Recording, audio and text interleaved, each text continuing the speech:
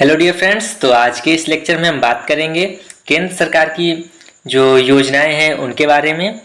तो दोस्तों, आप सभी का आपके अपने YouTube channel S life knowledge में बहुत बहुत स्वागत है।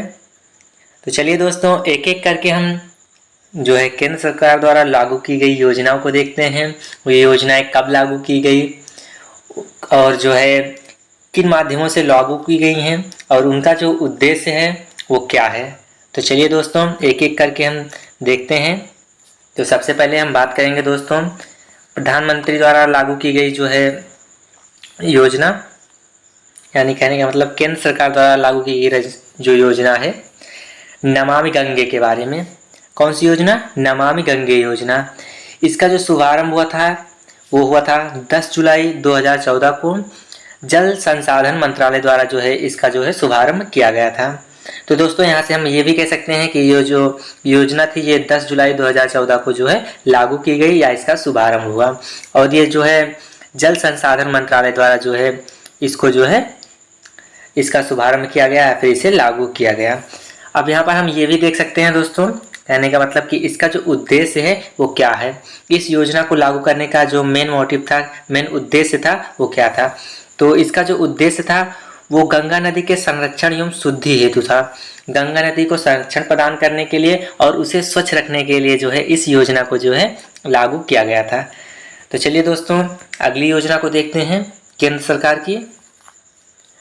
तो जैसा कि केंद्र की अगली योजना है प्रधानमंत्री जन धन योजना। प्रधानमंत्री जन धन योजना, तो इस योजना का जो है शुभारंभ कब हुआ था दोस्तों? तो आप यहाँ पर देख पा रहे होंगे कि इस योजना को जो शुभारंभ हुआ था वो 28 अगस्त 2014 को जो है इसका शुभारंभ हुआ था। और किसके द्वारा किया गया था दोस्तों? तो इसका जो शुभारंभ था वो वित्त मंत्रालय द्वारा जो है इसका शुभारंभ किया गया था। तो ये योजना आपकी 28 अगस्त 2014 को वित्त मंत्रालय द्वारा जो है लागू की गई या इसका शुभारंभ किया गया। अब यहाँ पर ये बात करते हैं कि इसका जो है इस योजना को लागू करने का मेन मोटिव क्या था, मुख्य उद्देश्य क्या था। तो इसका जो उद्देश्य था वो सभी परिवारों में कम से कम एक खाता, कहने का मतलब इसका जो उद्देश्य था हर एक परिवार में जो है कम से कम एक खाता जो है होना चाहिए। तो इसका यही उद्देश्य था कि हर परिवार में कम से कम एक खाता हो। अब जो है यहाँ पर हम एक पॉइंट ये भी देख पा रहे हैं कि जो है 26 फरवरी 2020 तक 26 फरवरी 2020 तक 38.18 करोड़ खाते खोले जा चुके हैं। अब यहाँ से आप ये भी देख पा रहे हैं कि इस योजना का उद्देश्य तो एक कम से कम हर परिवार में एक खाता खोलना था। अब इससे लाभ क्या है? तो आप यहाँ पर देख पा रहे हैं कि इससे जो लाभ हैं वो कुछ इस प्रकार हैं। 2 लाख का दुर्घटना बीमा आपको इस अकाउंट के जरिए दिया जाएगा और 30,000 का जो है यहाँ पर आपको जो है जीवन बीमा दिया जाएगा। अब आगे बात करते हैं अगली योजना के बारे में। तो जैसा कि आपके सामने अगली योजना हम दिखा पा रहे हैं, मेड इन इंडिया। अगली योजना क्या है? Made in India. अब इसका जो शुभारंभ हुआ, इसका जो ये जो लागू की गई, कब लागू की गई है तो ये देखते हैं। तो ये जो है 25 सितंबर 2014 को जो है इसका शुभारंभ किया गया। अब इस योजना को लागू करने का जो मेन मोटिव था, चलिए वो देखते हैं। तो इस योजना को जो लागू करने का मेन मोटिव था वो देश में मैन्युफैक्चरिंग को बढ़ावा देना था। क्या था? देश में जो है मैन्युफैक्चरिंग को बढ़ावा देना था। और ये जो आपका जो है 25 सितंबर 2014 को लागू की गई, इसका शुभारंभ किया गया। चलिए आगे देखते हैं। तो अगली योजना आप देख पा रहे हैं, एक जो है मुख्य योजना आप समझ पा रहे हैं इसे, बेटी बचाओ बेटी पढ़ाओ योजना। अब इसका शुभारंभ जो हुआ था ये हुआ था 22 जनवरी 2015 को महिला एवं बाल विकास मंत्रालय द्वारा जो है इसका शुभारंभ किया गया। हालांकि इसका जो उद्देश्य था वो जो है कुछ इस प्रकार था, लैंगिक समानता को बढ़ावा देना और लिंग अनुपात को जो है बढ़ाना था। तो चलिए देखते हैं अगली योजना को।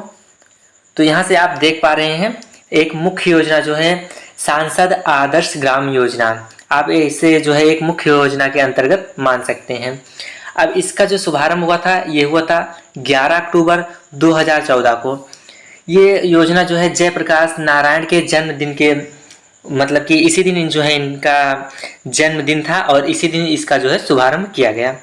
अब यहाँ पर आप ये देख पा रहे हैं कि इसका जो उद्देश्य था वो इसका उद्देश्य कुछ इस प्रकार से था कि जो प्रत्येक सांसद हैं उनके द्वारा जो है वर्ष 2019 तक कम से कम 3 गाँव को तथा वर्ष 2024 तक कुल 8 गाँव को गोद लेकर जो है विकसित करना। कहने का मतलब सांसद द्वारा जो है पहले तो 2019 तक 3 गाँव को गोद लेना है और उसका विकास करना है तथा 2024 तक जो है कम से कम 8 गाँव को गोद लेकर जो है उसका विकास करना है, उसके विकास के बारे में जो है कार्य करना है।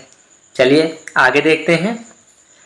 तो यहाँ से आप देख पा रहे हैं अगली योजना के बारे में, मिशन इंद्रधनुष अभियान। अब इसका शुभारंभ जो है आप बात कर सकते हैं कि इसका शुभारंभ कब हुआ। तो इसका जो शुभारंभ हुआ था वो था 25 दिसंबर 2014 को केंद्रीय स्वास्थ्य मंत्रालय द्वारा जो है इसका शुभारंभ किया गया। किसका किया गया? मिशन इंद्रधनुष अभियान का। इसका शुभारंभ जो है 25 दिसंबर 2014 को केंद्रीय स्वास्थ्य मंत्रालय द्वारा किया गया। अब यहाँ से आप ये भी देख पा रहे हैं कि इसका जो उद्देश्य था वो कुछ इस प्रकार था। तो इसका उद्देश्य था 2020 तक संपूर्ण टीकाकरण के लक्ष्य को प्राप्त करना। अब यहाँ से थोड़ा पॉइंट में हम देख पा रहे हैं, नोट पॉइंट में, इस योजना के अंतर्गत 7 बीमारियों का जो है टीकाकरण होगा। अब वो बीमारियाँ कौन कौन सी थी? तो वो बीमारियाँ कुछ इस प्रकार से थी। डिप्थीरिया, काली खांसी, टेटनस, पोलियो, टीबी, खसरा, हेपेटाइटिस बी। मतलब कि ये 7 प्रकार की बीमारियां थी जिनका टीकाकरण इस योजना के अंतर्गत होना था। तो चलिए अगली योजना के बारे में देखते हैं।